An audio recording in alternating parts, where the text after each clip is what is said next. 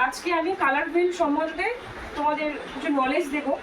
আমরা যারা makeup artist তাদের কালার হুইল সম্বন্ধে নলেজ জেনে রাখা খুবই দরকার, কারণ কালার হুইল না জানলে আমরা আই মেকআপ করতে পারবো না। তারপর আরও অনেক কিছুই আছে যেগুলো কালার হুইল, মানে আমরা শাড়ি ড্রেসের কম্বিনেশন, এইগুলো কালার হুইল ছাড়া আমরা করতে পারবো না।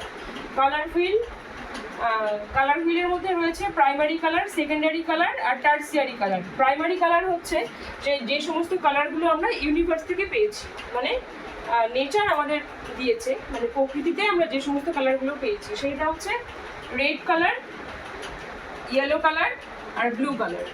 এই তিনটে কালার হচ্ছে ইউনিভার্স থেকে পাওয়া কালার। এইবারে এই তিনটে কালার কিন্তু কোনো কিছু আমরা মিক্সিং করে আমরা তৈরি করতে পারি না, কিন্তু এই দুটো বা এই তিনটে কালার থেকে মিক্সিং করে আমরা অনেক কালার বানাতে পারি। যেমন সেকেন্ডারি কালার, যেমন রেড আর ইয়েলো মিক্সিং করে আমরা অরেঞ্জ বানাতে পারি। তারপর এরকম রেড আর ব্লু মিক্সিং করে আমরা ভায়োলেট কালার বানাতে পারি। আবার ব্লু অ্যান্ড ইয়েলো মিক্সিং করে আমরা গ্রিন বানাতে পারি। কিন্তু এই রেড, ইয়েলো, ব্লু এই কালারগুলো কিন্তু আমরা বানাতে পারি না। আর তার মানে আমরা কি বুঝলাম, যে প্রাইমারি কালারগুলো বানানো যায় না, কিন্তু প্রাইমারি কালারগুলো মিক্সিং করে আমরা সেকেন্ডারি কালারগুলো বানাতে পারি। এবারে সেকেন্ডারি কালার আর মানে একটা সেকেন্ডারি আর একটা প্রাইমারি দুটো মিলিয়ে হয় টার্সিয়ারি কালার।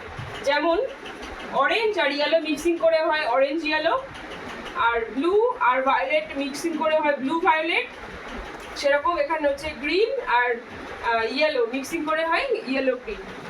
এইগুলো হচ্ছে, শুধু তাই নয়, আমরা যখন কোনো আই মেকআপ করতে যাই, হয়তো গিয়ে দেখলাম যে আমরা যে মানে ক্লায়েন্ট যে ড্রেসটা পরে আছে, তিনি যে কালারের ড্রেসটা পরে আছে সেটা হয়তো আমাদের আইশ্যাডো প্যালেটে সেই কালারটা নেই, তখন আমাদের কালার বানিয়ে নিতে হবে। মানে আমরা তখন এই যে এইভাবে কালারগুলো মিক্সিং করে এই কালারগুলোকে আমরা বানাতে পারবো। তাই জন্য কালার হুইলের নলেজ অবশ্যই জেনে রাখা দরকার। অ্যাজ এ মেকআপ আর্টিস্ট অবশ্যই এটা জানতে হবে।